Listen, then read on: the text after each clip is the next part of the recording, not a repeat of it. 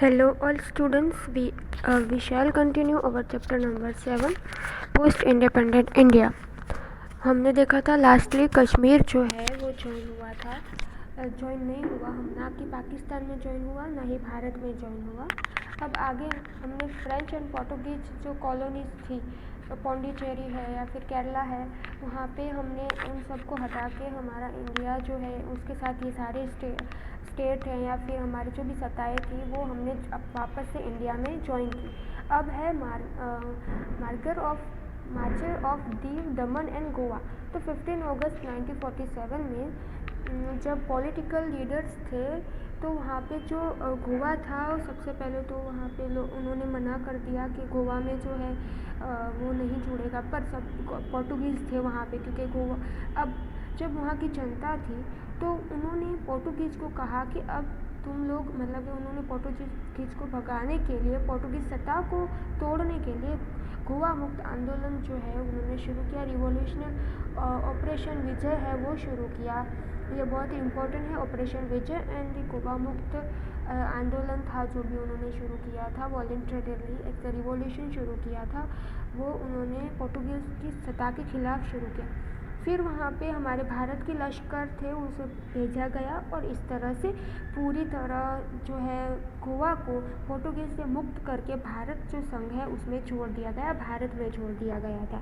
यहाँ पे कुछ डेट्स दी गई है, जैसे कि 19 दिसंबर है, उसमें जो है जनरल डी सिल्वा है, पोर्टुगीज़ के जो थे, उन्होंने जो है शरणागति स्वीकार की थी भारत की, और गोवा है, दीव है, दमन है, उनको शासन मुक्त कर दिया और फिर हमारे जो गोवा, दीव, दमन है भारत के साथ जुड़ गए थे। अब आगे है कि भारत की जो रचना, मतलब कि formation of religionization of India state, यानी कि फिर से जो भारत के स्टेट थे, वहाँ के राज्य थे, उनकी रचना कैसे की गई।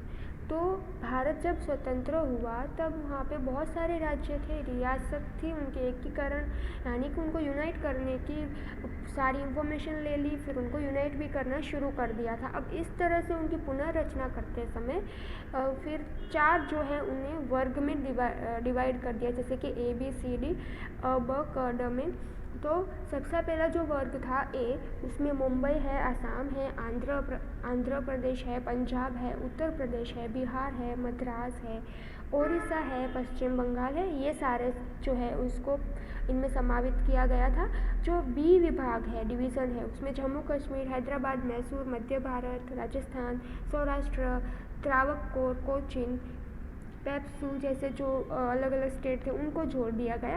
और जो यानी कि सी डिवीज़न है, उसमें अजमेर, भोपाल, कुर्ग, दिल्ली, बिलासपुर, कच्छ, हिमाचल प्रदेश, त्रिपुरा, मणिपुर, विंध्य, जो अलग अलग जो 10 राज्य थे उनको ज्वाइन किया गया। फिर ड विभाग है, डी विभाग डिवीज़न है, उसमें अंडमान निकोबार टापू जितने भी थे सारे उसको समावित किया गया। अब ये जो सारे अलग अलग डिवीज़न कर दिए, उसके बाद भारत में जो है बंधारण कब एस्टेब्लिश हुआ था और कब उसको हमने इंक्लूड किया था, तो 1950 में किया था।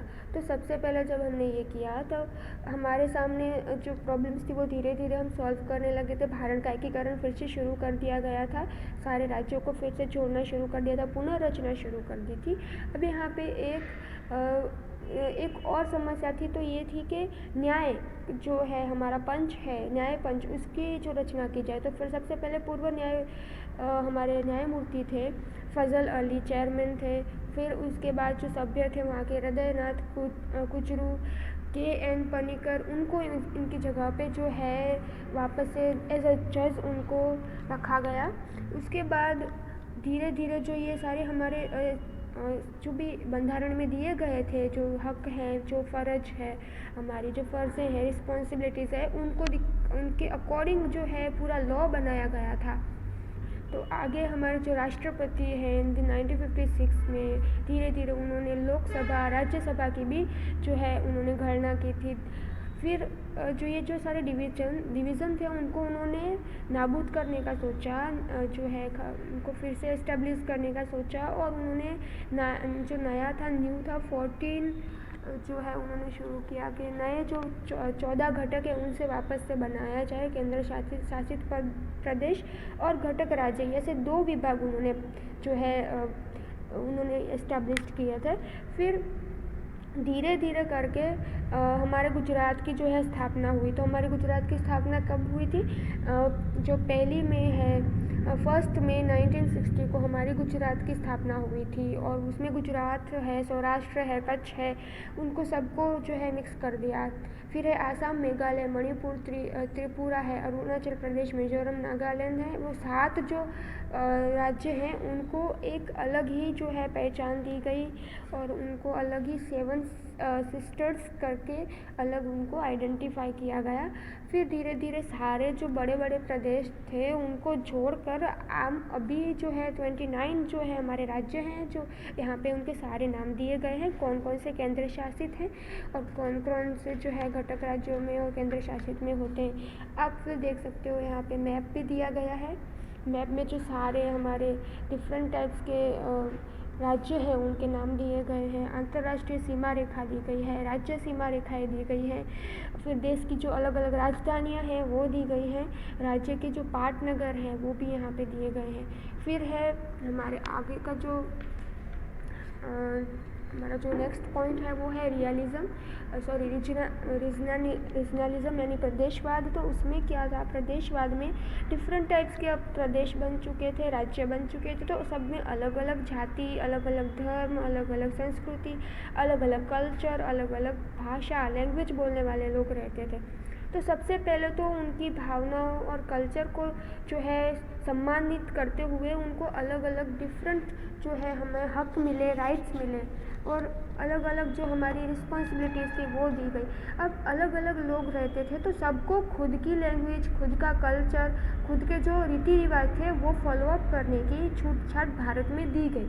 और धीरे धीरे सारे लोग हैं वो अपनी स्वतंत्रता के हिसाब से वहाँ पे रह सकते हैं भारत में। अभी जो हमें हक मिले हैं और हमारी जो रिस्पॉन्सिबिलिटीज़ हैं वो पहले से कॉन्स्टिट्यूशन में दिखाई गई हैं सारी और हमारे लॉ में भी दी गई हैं। अब धीरे धीरे जब उन्हें आज़ादी मिलने लगी तो सारे लोग हैं वो खुद की भाषा है, जाति है, धर्म है, वो महत्व के उनके लिए हो गए और सब लोग जो हैं डिफरेंट टाइप्स की भाषा या जाति के साथ भी एक होके रहने लगे थे। तो अब हमारा जो ये चैप्टर है हम नेक्स्ट जो वीडियो है उसमें हम भाषा, धर्म, जाति, फिर कैसे डिफरेंट टाइप्स के लोग रहते हैं उसके बारे में देखेंगे। तब तक के लिए have a nice day, thank you and take care.